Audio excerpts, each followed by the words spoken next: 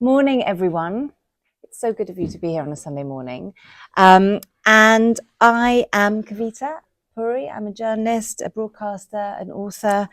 And I'm thrilled that with me is Asad Qureshi, who will be talking to us about quite an extraordinary experience.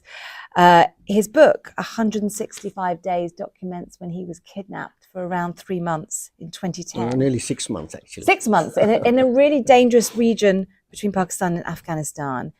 And he recounts his experience of that time. And it's worth saying that Asad is a really well-established drama producer and documentary filmmaker. And in some very subtle product placement, this is the book. And Asad will be signing his book afterwards in the tent. Asad, welcome. Thank you very much. Thank you for coming to this event. I appreciate that. It's overwhelming, actually. Asad is a local, by the way, so you might Yes. see him Yes. in Sainsbury's or Tesco's. Asad, why did you decide to write this book? Well, it was a horrendous experience, but I felt the story had to be told. It's because there's so many things that we don't actually know, but or we don't believe. And behind why this happened was because the people I was with were really the targets. I just happened to be in the wrong place at the wrong time with the wrong people. But it was a CIA stroke RAW operation. RAW is the Indian version of CIA, stands for Research and Analysis Wing. Those two people were their targets. Can you hear at the back? No. Okay. Okay. Let me just mention that. Yeah, Asad, you might have to project to the back of the room.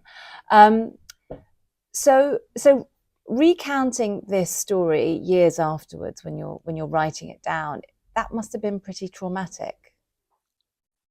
Yes. In fact, sometimes I say that the event was not as difficult as to recall and write the book, because people obviously have expectations of a good book.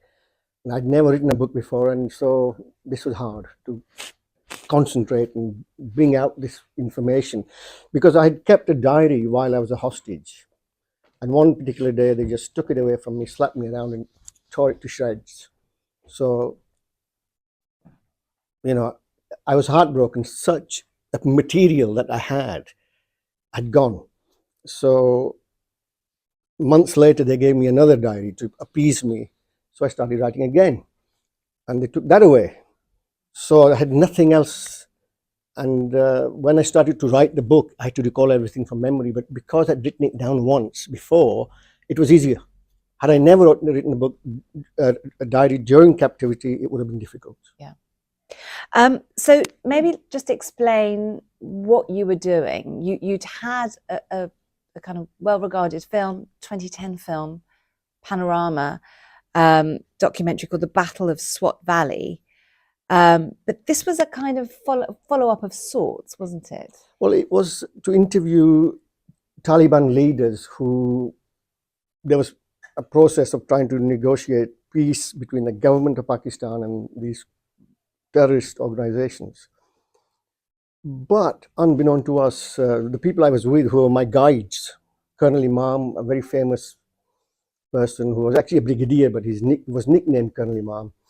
He was the father of the Mujahideen. When the Soviets had invaded Afghanistan, he had created this group called the Mujahideen and trained them. And the other person with me was Khalid Khwaja, who was actually a member of the ISI, that's Inter-Services Intelligence, that's CIA equivalent of Pakistan. And he was a personal friend of Osama bin Laden. So he was a target. Colonel Imam was a target because of his association with the Mujahideen, because he could have actually put up an army on the eastern front of Pakistan against India. So he was a powerful man and he had to be eliminated. But all this came to me, afterwards you learn what really happened. But what you were there to interview Taliban leaders because you were trying to make a film about this kind of process of secret negotiations Yes. between the Taliban. I think maybe a microphone would be good for Assad. I can have one too, yeah. Thank you. Yeah. Hello, testing. Is this on? Yeah. I don't think. And you were there to do to kind of record the secret negotiations between the Taliban and the Pakistani authorities That's correct, and yes. the Western Yes, that's correct. Yes. and Western authorities. Yes. But your aim was to meet the Taliban and to record interviews with the Taliban. Is that right? The leaders. In fact, on one occasion, we were smuggled into Afghanistan in the evening, and we had this leader, Taliban leader, who had to wear sunglasses and hide his face to talk to us. And he said some really interesting things. And I remember one question KK asked him was, so what do you think of America as a superpower? And he said, what superpower? America is not a superpower. God is a superpower. So, but they actually had their reasons. They don't want their country to be occupied by a foreign force. They just want to be on their own. The people I was taken by were like guns for hire, and they were more criminal. Well, let's get on to that. Yes. So you'd interviewed some Taliban already, Yes. but there were 4 people in this group. So there was Rustam, Yes. and then there was what Assad describes as a man called KK, who was very senior in the ISI, Correct. right? Yes. And Colonel Imam. Colonel Imam. Yes. Yeah. So there was 4 of you. Correct. Yes. And you were about to go into Waziristan, northern Waziristan. And I think it's really worth just setting out what Waziristan is like, because it's pretty lawless, isn't it? Yes, it's a no man's land. It's a buffer state between Afghanistan and Pakistan. There's actually 7 tribal areas who don't come under Pakistan law or Afghanistan law. And the people that live there freely pass between the border. It's a porous border, and they have land in each side of this. So they're partly living in Afghanistan and in Pakistan. And the government of Pakistan or Afghanistan have no jurisdiction over them. It's dangerous. Very. But you're going to ask me probably, why did you go? Well, no, I just want, well, of course, but I want to establish that at the time, this is 2010, it was one of the most dangerous places in the world. Maybe it still is. Yes, but Khalid Khwaja, KK, had so many connections. He could do anything. Any journalist who went to Pakistan, he was the first port of call. He knew everything. So he assured me he had connections, and we don't need protection from the army. He'd take care of it. Unbeknown to us, that wasn't the case. So you were in this area, northern Waziristan. I assume that you had to go there because the kind of Taliban chiefs were there. Yes. Yeah. Yes. You're with KK, Yes. who you trust. You're with Colonel Imam. And that was my first meeting with him. That was I have no idea he was coming along till I turn up at Colonel Imam. Yes. Okay, and well, that's a bit weird, isn't it? Did you not think, what's going on here? Well, KK said, he's coming along with us, and I just said fine. I mean, he had his own reasons. And Rustam, I think it's important to explain your relationship with Rustam, because it is something that relationship, and then the guilt that ensues from that is because of your friendship, your working relationship with him. Just tell us about Rustam. Well, Rustam, I took along to help me carry the equipment, because I had a tripod, camera, 2 cameras, lenses, and everything. Is a fixer? No. And he's actually in the news. He was described as my driver. He doesn't know how to drive. Excellent, good. He was just there to help me carry the equipment. That's it. Nothing else. But he had, I think, 12 children. That was the guilt, that if he didn't go home, that's a lot of responsibility. Oh, really? Ellie? Oh, Anna. okay. Right, okay. So, And And so you're with there's four of you, you're in this entering this really dangerous place. This guy turns up that you didn't think was going to turn up. You must have been scared. Well, the wrong person turned up. The guy that we were expecting didn't come. Somebody else came. So this was the beginning of the betrayal, which of course we didn't know. So sorry. So who were you expecting?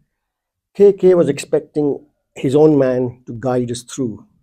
And that person just wouldn't take the phone. He wasn't answering. And then somebody else came along and said, I will take you. And for some reason, we always shake hands. I didn't shake his hand. I just wasn't sure who this man is. And he's taking us through these, and KK said, oh, he'll take us through the back ways so that we can dodge any army checkposts. And I was a bit hesitant, worried. This doesn't sound right. And I had too many premonitions. Don't go. But, we're filmmakers, we go. Doesn't matter. You just go. You feel safe because you're behind the camera. And it's important to say you did have a commission. You weren't just going off on your own. You did have we don't have to go into who, but you did have a commission from a reputable we British did. But when company. I sent them, there was a text that came that, don't go, journalist life in danger. So we turned back, except halfway, we came to a crossroads where if we turned right, we were going home.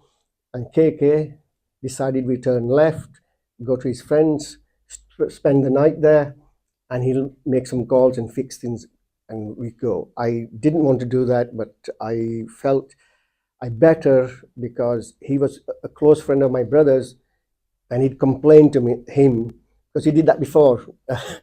So I thought I just keep the peace. It's 4 days. I'll put up with it. But you wanted to turn right. Yes, you wanted to desperately. Go home. Desperately, I wanted to go home. So something felt wrong. Yes, I had many premonitions. Do not do this. Don't go. And then I was given permission from England. Cancel. But KK overruled everything. So then what happened when you turned left? We went to this politician's house, stayed the night. I sort of, to appease this politician, I interviewed him he felt he wanted to be on camera, and not that we were going to use it. And in the old days, we used to call this French filming, when you used to shoot film and if some tough guys surrounded you, and we'd pretend that we're filming them just to make them look good, but we weren't filming because we couldn't afford to waste the film stock. Mm-hmm. So I shot something with him, but it was of no use. And we spent the night, and in the morning we went back to North Waziristan. And then when did things start going wrong? Well, when we reached the last town which is under the jurisdiction of Pakistan, is called Bannu, and it just didn't feel right there. I could feel there's a problem, and the guy didn't turn up. Somebody else, some young boy turned up, and he said, "I'm going to take you." And KK he too wanted some glory, you see. So he said, this man will take us to the back ways, and I said, fine, we'll go. And we jumped into this minibus. First, KK wanted to have one for us alone, and nobody would do that. As if nobody wanted to take us, just us, my group, as if they knew something was wrong. That was something else that bothered me. So we had to go in with the other passengers. And then you were ambushed. Well, we got off the minibus, and this guide of ours says, I'm going to go down there and hire a car for us. So we pile into this car, and while I'm waiting for him to go down the road and bring this hire car, another car comes out of the bushes and they're looking at us. I didn't like that. Something is wrong. And then they came out, went on the road, and went back into the bushes. So when we got into the car, he took us and went into the bushes there as well. And shortly afterwards, there's gunfire, and he, rather than press the accelerator, he just stopped the car, and we're surrounded. And then what happened next? They forced us out of the car, shot AK-47 on the ground within inches of Rustam's feet, just missed his feet. They beat Khalid Khwaja, KK, And Colonel Imam's, well, just prior to that, if I can just go back a few minutes, um, Colonel Imam said, I should have brought my pistol. And Khalid Khwaja said, well, if anybody asks, we're doing missionary work. And I thought, oh my God, what have I let myself in for? These guys are as lost as I am, if not more. So, but it's too late to turn back. So I thought, okay, let's see what happens. And shortly after that, we get surrounded. You know, these guys are pretending to fix their car, and they gunfire, and he stops. The hire car driver was sitting in the back. He ran, and they shot him. The Khalid Khwaja, they beat up. Colonel Imam said, "Look, I'm your friend." They kicked him and punched him and bundled him off into the boot of the car, handcuffed me and Rustam. And this young boy who was, well, his name was Saddam, who was supposedly guide, and he's sitting next to me, to my left, was very in the middle with a guy on each side. So there's 4 people on the back seat. And he's pretending to cry. And I could tell he's making it up because he was their man. He'd taken us into the trap. And so when do they take you? They take you then, don't they? And Oh, yes. They took, the drive must have been about 5-6 hours, driving forever. And I was trying to use my hearing just because I was blindfolded as to where we are or what's going on. And I heard we stopped because they had a flat tire and they were fixing that. And I heard somebody galloping away on a horse. And he said, these are horses are used for the Taliban. And they're going into Khost, which is the border town on the other side in Afghanistan. So I thought, okay, so they're taking us into Afghanistan. I assumed that that's where we're going to end up. And late night, we turn up in this sort of mud hut, starving and thirsty. And they had some, I think, food. And I said, don't you have anything else? So, I'm still in denial that I've been captured. And I'm asking for something else. So and so what was that first night like? I mean, you say you were in denial. First night, did you realize you were being held hostage? No, I didn't really. And I thought maybe everything would be all right in the morning once they checked me out as to my credentials. They'll let me go home. But it was difficult because I was handcuffed and shackled to this bed. And as I look up in the ceiling, there's these geckos. And they're really fat. They've eaten well. And I'm scared. Anything that's insects or anything like that, I can't stand them. And I'm scared. What do I do? Because I can't run away now. I'm tied to this bed. So couldn't sleep really. But just, worried about my family, my folks, what they're thinking, because my mother wants to hear from me every few hours. Where am I? What am I doing? So and so the next morning, you were hoping things would, be okay, but they're not okay. No. So this man comes in, and his name was Krishnlal, which I thought, you shouldn't be here because these people are staunch Muslims, and you have an Indian Hindu name.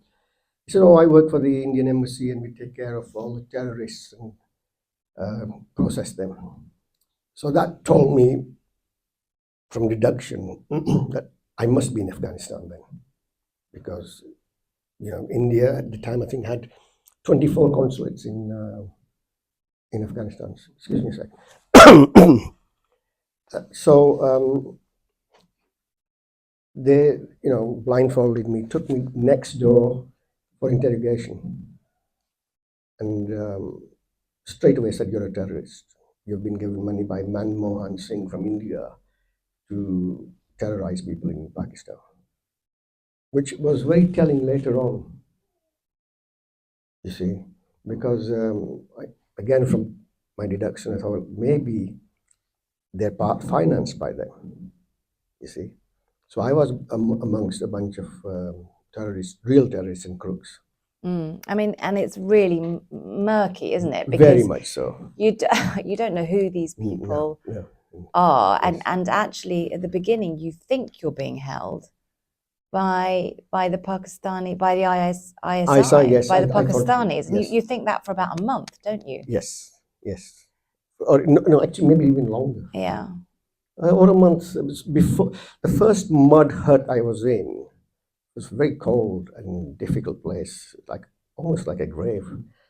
In fact, I think I do describe that as a grave in my book. I kept hoping that any day now they will find out who I am and let me go home. So until then, all I've been eating was a packet of biscuits and a small carton of milk.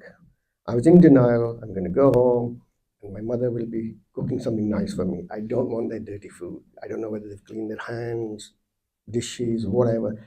I can't do this. And they'd bring food, but I wouldn't touch it. Oh, okay. But how did you survive? Biscuits, Biscuits. and the small carton of milk, which is probably chemicals. It's not real milk anymore. So, and when you were in this mud hut, were you alone? Was Rustam with you? No, Were no. the others with you? The strategy is to split everybody. Everybody split up so that we don't make one story. When it comes to interrogation, we'll all have different information for them. You see, so I was alone. And this guy called Krishna, some days he'd be very good to me. And on other days, he'd be nasty. And he was the only person who wouldn't wear a hood and come and see me. All the others wore a hood, so I did not know who they were, what they looked like. But on one occasion, even Christian Lal comes in with a hood, and he with another guy, and they quickly tie my hands behind my back, tie my feet, push me to the ground, and start beating me with a stick and saying, "Tell us the truth, tell us the truth." And I said, "I've told you the truth. What do you want me to do? Lie to you?" And all this time, I'm imagining what this other guy looks like. I knew what Krishna looks like, so I imagined him. And I'm trying to escape this ordeal by using this imagination to go somewhere else, as it were, so I don't feel the pain.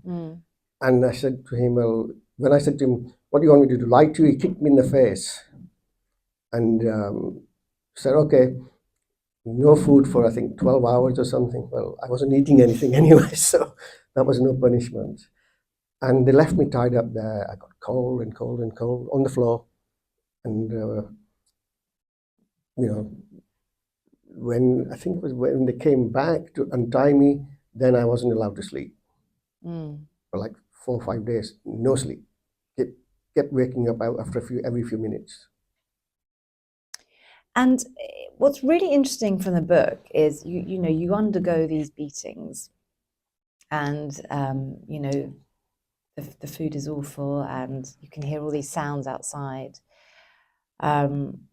You're scared, but the thing that keeps coming up is that you describe yourself as quite fastidious before you went in, but that kind of got worse, and that's the thing that you talk about, that it was the kind of lack of cleanliness, the fact that you couldn't shower, and you'd been scared of, you talked about the geckos, you'd been scared of creepy crawlies before, and you were really scared of them, which I found interesting, because I would have been really scared of those men holding you, but you talk about these creepy crawlies a lot, the cockroaches, mosquitoes. What did you just talk about that? Well, I think it could be a phobia, or beatings we can understand. Okay, somebody's gonna hit me. You can understand that, but these other creatures who are from a different world, I just can't handle it. So I know, I mean, I've shown strength, courage in other things, but the cowardice I show in front of these things, people think, well, it's a spider, and you can give me 50 pounds, I won't touch it. Give me 100, no chance, not a chance. You see, so So you're in this room, mostly alone, sometimes blindfolded, with sleep deprivation. Yeah. How do you keep your sanity? How do you keep your mind alive? I'm pretty good at general knowledge.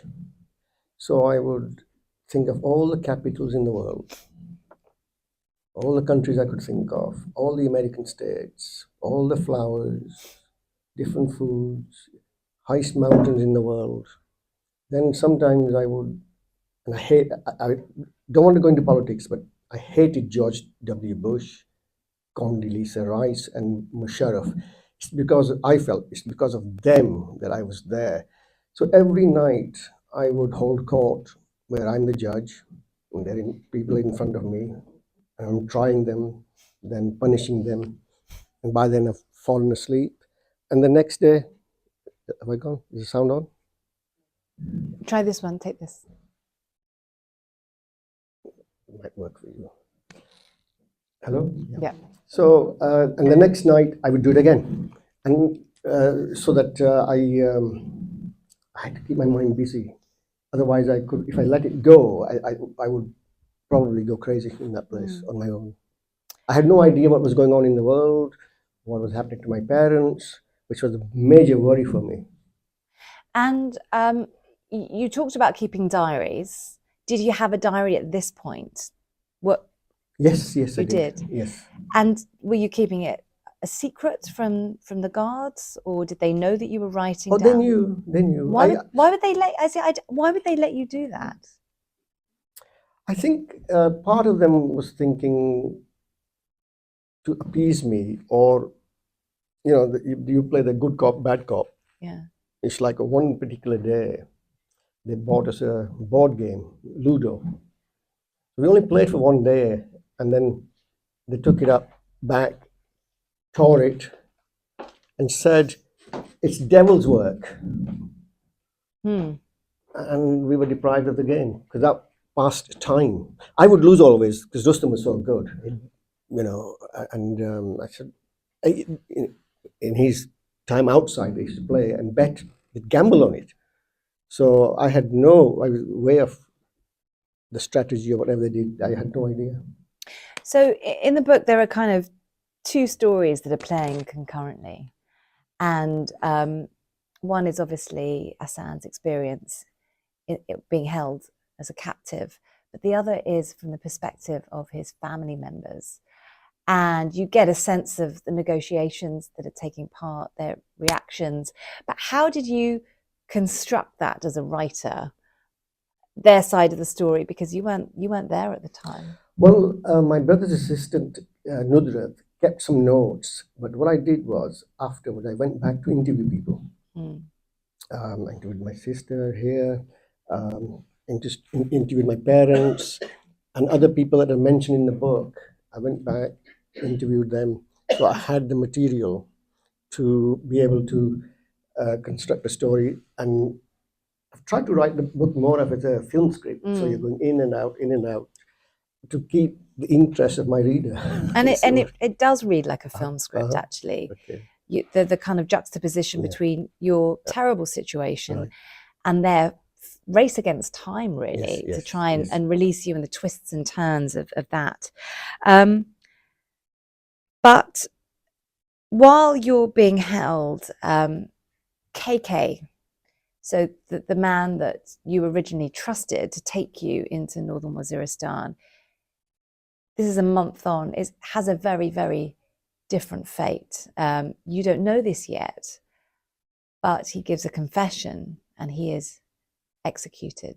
Yes, but we believe that he was drugged and coerced into those confessions. And just to explain what his confession said. Well, in his confession, he said he's working for the CIA, and that for those guys, or in that part of the world, is death. In fact, some person had a business card of an American, and just for having a business card in his pocket, he was executed for being an American agent. So it was to be, spying for a CIA America. They hate it, but that's what they show. But in fact, they were American backed, So KK is executed. and I don't know that. You don't know that Yes. yet, no, but he is, and there is this kind of a note is tied on him, isn't there, Yes, to say that he is a CIA operative. correct. But again, that's massively contested because there are loads of different theories going around about KK and who he's working for. Isn't that right? Yes, yes, yes. And when KK is executed around the same time, are conditions getting worse for you? Are you being interrogated in a different way? There was an occasion when Krishna came into my room, blindfolded me, and said, "Some people are coming here to interview you, and you better tell the truth." And that used to confuse me. What truth? I have done nothing wrong. In fact, was very bitter that a criminal, somebody commits a crime and is jailed, would probably come to terms with the fact that they've done something wrong and they're being punished. I had done nothing wrong. So it was very difficult for me to face this captivity in such a hard way. So when he's blindfolded me, my back against a very cold wall, and I could hear many people walk into the room, sit down, and start asking me questions. Like one was, where are the head offices of the ISI in Islamabad? And I said, I can see it, but I can't actually pin it down. And they said, well, if we give you a computer, can you do it? And I said, no, I don't need a computer. It just came to me as on this particular road. Then they said, what are you doing? What have you been doing? I said, I've been making a film called Diffusing Human Bombs. It's about children who were radicalized and trained to be suicide bombers, but who were caught before they did that, and they were being rehabilitated by the army. And this was a long-term film to show their rehabilitation. And I'm going to pause here for a second. I was worried sick. Hoping that nobody would be completing my film, that I wanted to go back and finish it. So they asked me, and I said, these kids were trained as suicide bombers. So then they said, so do you think these children would have a relapse? And, like they tie bombs to themselves and do this again, or well, not again, but do it, like the Pakistani army did in 1971. And that's where I stopped. And I thought, there is a problem here. I am not being held by the ISI, because that was 1965, and every person in Pakistan knows 1965 war with India. They're talking about 1971, when there was a problem with East Pakistan's independence, which became Bangladesh. How can these people not know that? It's like saying, oh, Christmas Day, that's 23rd of March, isn't it? That's how it was so far away from, and I'm blindfolded, and I write in my book, I couldn't see the fear because I was terrified. And who's in front of me? Why are they asking me these questions? And one person's accent didn't sound right either. So I wondered where they come from. And so that interrogation was worrying, that I probably told the truth and gone down the road where I'm in big trouble now. And it's worth saying that you weren't being held by the ISI, because the people that claimed responsibility for KK's death were a group that I'd never heard of before, probably most people hadn't heard of before, called Asian Tigers. They're an Afghan militant group. No. The Asian Tigers was formed out of two groups, Taliban Pakistan, TTP, and LEJ, Lashkar-e-Jhangvi. They're kind of guns for hire criminals, and they're the ones who were doing this operation. The Afghan Taliban actually would have been very friendly towards Colonel Imam and KK. And so, given that they were a group that are kind of slightly off the radar, Correct. they're guns for hire, yes, it must have been really difficult for your family to try and have a negotiation with these people. Oh, very difficult, because there were several code words that were being used to authenticate the person who was going to be calling. But amongst them, there was one person who kept calling because he wanted to act as a middleman and he wanted to take some of the money, ransom money. You see, like if the ransom money was given to him, then he'd pass it on to them, but have his cut. But my brother, who was doing the negotiations, wouldn't have that. He said, "No, I can't talk to you. You're not. You don't have the password to open communications with me." And so this kind of led to this man becoming very desperate, and all the calls were recorded. Every phone call was recorded. By your brother, or by on their side? On which By side? my brother was given equipment to record every call Right. for analysis. And in one of the calls, a guy who used to call my brother, his name was Usman Punjabi. He said, and the leader of the group was a guy called Sabir Masood. "Oh, I'm in charge now and I can do what I like and I can kill them, whatever." So phones recorded. My brother burned the CD. And there was another person who was helping the negotiations. Through him, the CD was sent to North Waziristan for their attention. Shall I continue with the story? So the CD gets to them. Sabir Masood, the leader, is listening to it. And now we're entering the month of Ramadan. And they ask Usman Punjabi to come over to prepare for the fast and eat with them early morning. And while he's there, because they're angry at him, that how dare you go around portraying that you're in charge. So they kill him. And just prior to that, they said to us, "Oh, there's going to be a drone attack tonight. So you need to move out." I'm thinking, they don't announce they're going to attack. They just attack. So I left my second diary there. They're saying, "Oh, we'll come back later." And I left it. And everything was obviously covered in blood, and I wouldn't even have touched it. If it's covered in blood, that's the end of that. And they took us to a different place. Usman Punjabi is dead. And they called my brother and said, "We have good news. Usman Punjabi is dead now." So the CD that was sent signed his death, as it were. And so you're moved to a place, and now you're reunited with Colonel Imam. Yes, we're all in the same place. But you're not allowed to speak to him initially. Initially, not allowed to talk to him. Yeah. But we're in the same room, and it was a horrible place because it was another mud hut. But this was worse because it had little tiny things falling from the ceiling, and there was some kind of creepy crawly, and I couldn't take it. It was so difficult. And then I saw a scorpion racing towards me, and thankfully Rustam stamped on it and killed it. And the way Imam ate really wound you up. Yes, yeah. He, you see, the thing is that, let's say for the sake of argument, they gave you 3 chapatis. Well, he'd hold one in his hand, that's his.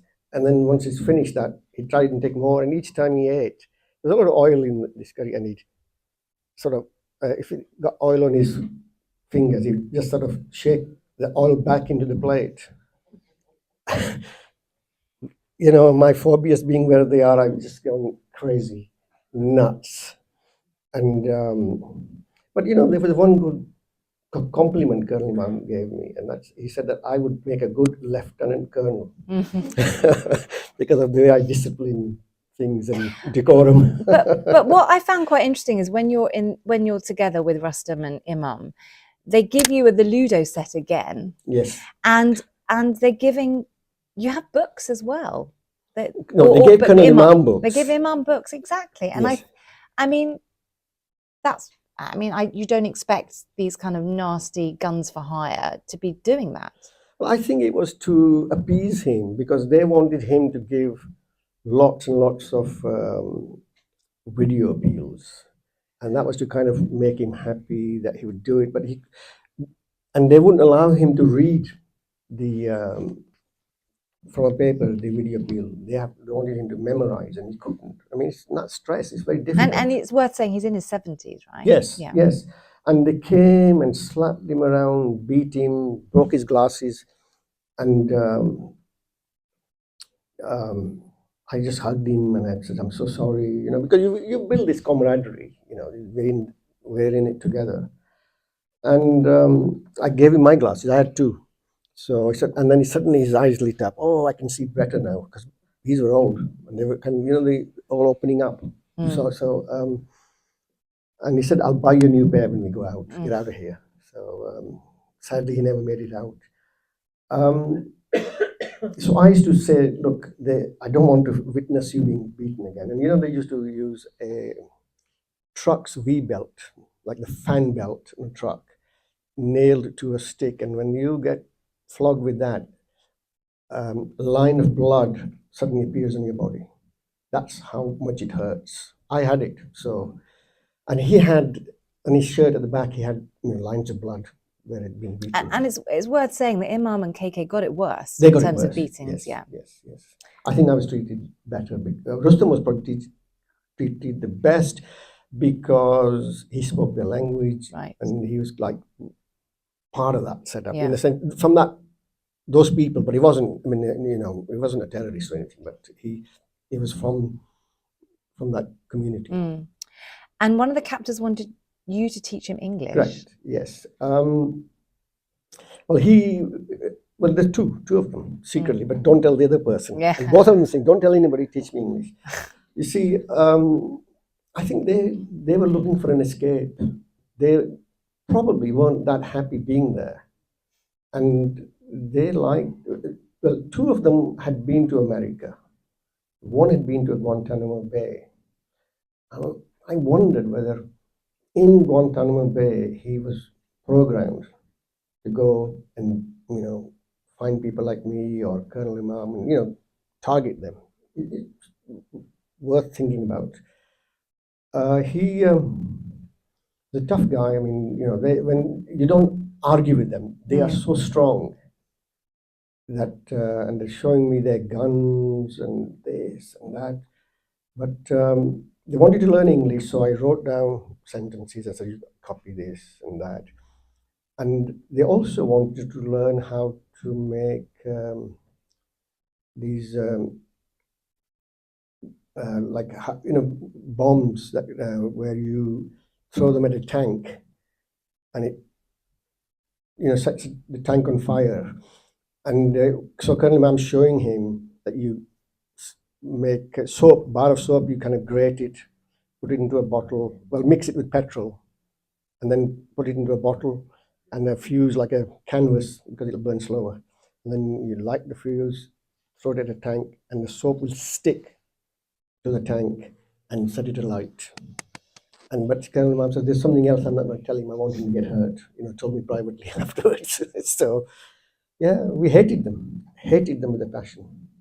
And so all while this is going on, these guys in so-called Asian Tiger there's a price on your head, and it's £10 million. $10 million.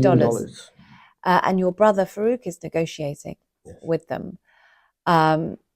I'm very aware of time and I want questions, but to cut a long story short, you are released, and we don't know how much. To this day, you don't even know how much money was handed over, and you come out and you are reunited with your family, and Rustam is released too. Yes. But Imam stays inside. Yes. And you later learn that he is killed. Yes. Which must have been a really difficult moment for you. Yes. One night, Sabir Masood, the leader, and his brother-in-law, a guy called Noman, came and he said, "I've come from a long way to tell you that tomorrow you're going home." Tears of joy. And so we're all happy, and they leave. And then a short time later, one of them comes and says to Colonel Imam, "Come and do your video appeal." And I said, "What video appeal? We're going home tomorrow." He said, "You keep quiet." So they take him. And I didn't like that. Something's wrong. And then a short while later, this guy comes in again And Colonel Imam had a little pocket Quran. He takes that. And I thought, he's not going with us now. He's accepted that he's staying because they've separated us. So in the morning, they he gave us 1,000 rupees each actually the night before. So we leave, and it was heartbroken. Very difficult for me to leave without Colonel Imam. And on the way, they saw a goat. I said, hand over your money. So that 1,000 rupees that I was given in Rustam, they took it and bought that goat and left it there. And on the way back, they'll take it home, you see. And they said to me, the people we are handing you over to are boys in a man's game. I didn't know what that meant. So, okay. As long as I'm getting out of here, I don't care. And so we meet at this place where there's a kind of a standoff. Another four-wheel drive comes, wears and I'm blindfolded, and my door opens, and this guy said, "Are you Asad Qureshi?" I said, "Yes, I am." And he pulls me out, takes off my blindfold, and he's smiling at me. And the other side, they take Rustam out. And I see this guy, Numan, and I want to show him that I'm taking this gracefully. I said, and he's got this big package in his hand, the money. And he said, "Go now, go," because he's scared that somebody might open fire, because everybody's pointing guns at us, and their people are pointing guns at us, and the people who are coming to take me are pointing guns at them. Mm. So if anybody steps up out of line, we're all gone. And so I was taken to by the new people into their house, and they laid on a lot of food, and I said, "Who are you?" And they said, "We're Al Qaeda." I thought, oh. And I said, well, they were very friendly. So I said, "Can I make a film about you guys?" See, once a filmmaker, always a filmmaker. And they said, "Well, we have to ask higher authority." And I'm sure that would have been OBL. So. But they hand you over. They were probably paid to do that. And so the purpose of you being kidnapped, and as you say, you were the wrong guy in the wrong place, was money. I became a cash cow for them, yes. Yeah, it wasn't anything political. No. Exchange of prisoners. There were no demands like that. No. They just thought they could get money. Yes. Yes. And as I came to when I met my brother, one of the first things he said was, "These people will not see the new year." And this is September 2010. 2 weeks later, they were killed. Sabir Masood, the leader, and his brother-in-law, they were kidnapped. Their legs were broken with the butt of a rifle, broken. And they were shot in the face so many times that they were beyond recognition. That was good closure for me. But I had to get that in. Yes, but Imam is still being held. Colonel Imam is still being held. Yeah, and he later dies in 2011. Yes. Actually, yes, I went back to shoot the film that I would half completed, defusing human bombs. And on the day that I arrived in Pakistan, is the day they shot him. I'm going to open it up to questions, but before I do that, your sister is in the audience. Do you want to say something, or what it was like for your family, or not really? It was the worst nightmare. Very difficult for everybody. Yeah. And we couldn't speak to anybody about it. And that's what made it worse. When, after about a month, there was news. After about a month of his kidnap, there was some news on the TV that he'd been released. I hadn't told anybody. We were told not to speak to anyone. So who told you that? Just the kind of authorities? My brother. Your brother, yeah. Yeah, Farah had said don't speak to anybody about it, because he didn't want any of us being targeted in any way. And his family, he sent them here, so that they weren't there in case they pick up somebody else. Yeah. And a friend of mine saw it on TV, on the news, and she came with flowers. When we saw this news, I rang my brother, and he said, "I'm seeing the same, but I don't know. I haven't had anything." So a friend came with flowers, and I had to tell her, son, it's not true. And I had to ask her not to tell anyone. But when Khalid Khwaja KK, when he was killed after school, During my lunchtime, my sister called me, and when she told me, because I couldn't tell anyone, and it was so difficult for me to complete my day. I couldn't go home. I had to say why I want to leave school.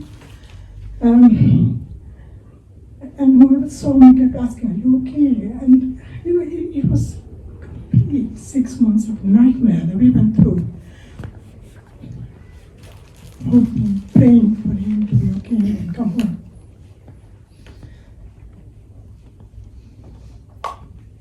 Thank you. Sorry, I don't want to upset you. But your brother is a hero in all of this. Oh yes, isn't he plays the yeah, he does. the best part. Can I ask, did the British government help? No. I mean, in fact, they were calling my sister and saying, "Oh, he's working, he's taking longer than he should." How can they know that? Who phoned them? Who did they phone? No. But did you such have a- contact with the British government when you came back? They had arranged for two policemen to meet me at the airport Yeah. and direct me out from a different way so that I didn't see, come out the normal way. So it was and then we just came home. So that, if they were pressed there at the airport, I would have avoided them. There was nobody, nothing was done. No. I mean, when journalists, Not that I care. No. when journalists do these kind of stories, they do so with people on the ground who help them, who guide them. What do you think could have been done differently to have avoided this situation, or was it just one of those things? It couldn't have been avoided. Well, I think the pressure was on my brother and the negotiating team that went from here kind of washed their hands of it. They said to him, "You need to, it's $10 million ransom. You need to, if you've got gold in the family, sell it, property sell, get a loan, and pay the ransom." They sort of stood back. And one of them said, "Oh, well, a Pakistani life isn't worth as much as an English life." To which my brother says, "You need to be gone, because tomorrow, if I see you, you'll never leave the country. You vanished like that." How can you say that to somebody when they're going through hell? You see, that is not worth that much. So it was when my brother came to England that he learned from the producer of the project that I was insured. And so he confronted the team in Pakistan saying, "Well, I know something that you didn't tell me." And that's when the whole dynamics of the situation changed. And post-release, some people used to call me from the channel and say, "Well, when your brother's in town, we'd like to have dinner with him." My brother said, "I don't want to see these people." I was disgusted at their behavior. Would anyone like to ask Asad any questions? Yes, over here. I'm just interested, did you have much opportunity to talk to your fellow prisoners or your captors during the 165 days? Yeah. Were you mostly in isolation? The first month I was in isolation. But after that, Rustam was put with me. And they tried, they were very cruel to us. Like they were going to, they had this kit, they were going to pull his nails out. And I said, "Don't do this." But they left us, but they said, "Don't talk to one another." But we did, we can't just stay quiet all day long.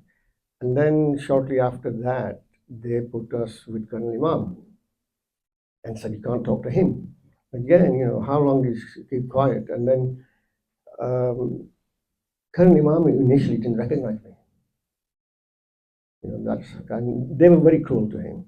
In fact, they kept him in for about a month in a toilet where he had to sleep, eat, and because they used to see him on television in a lot of, he was an analyst, so he was on TV and so, "Yeah, you were such like that on TV, what are you now?"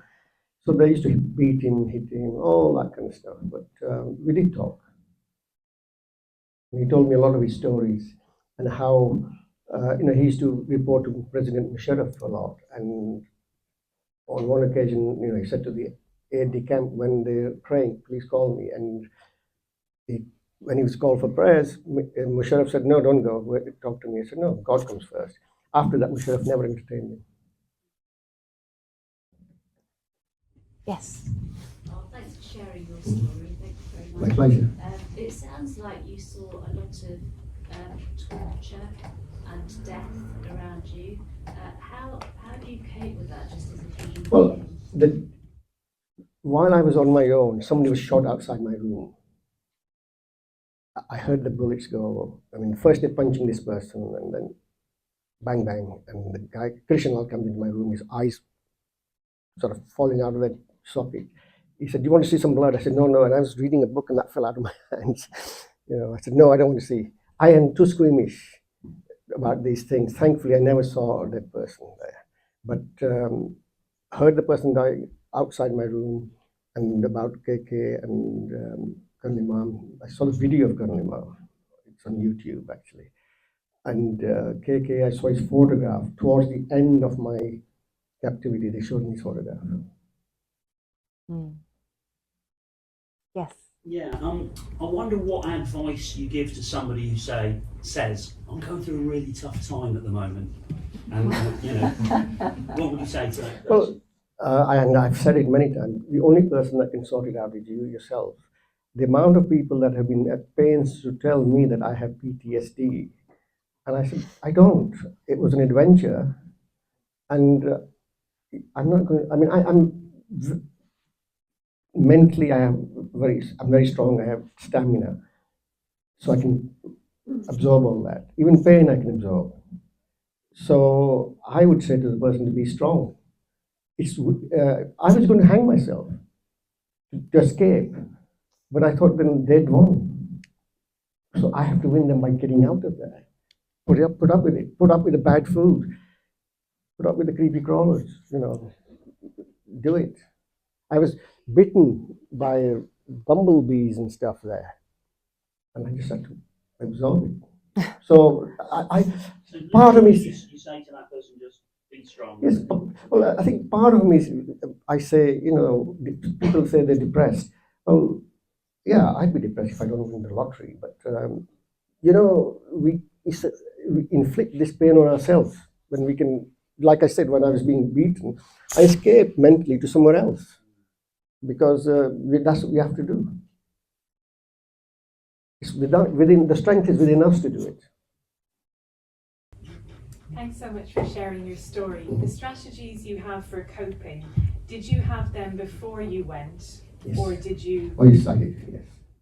In fact, I was filming in Cornwall, and I didn't want to stay with the rest of the crew, so I was staying in a bed and breakfast and gave the instructions of how I want my clothes ironed and starched and everything else.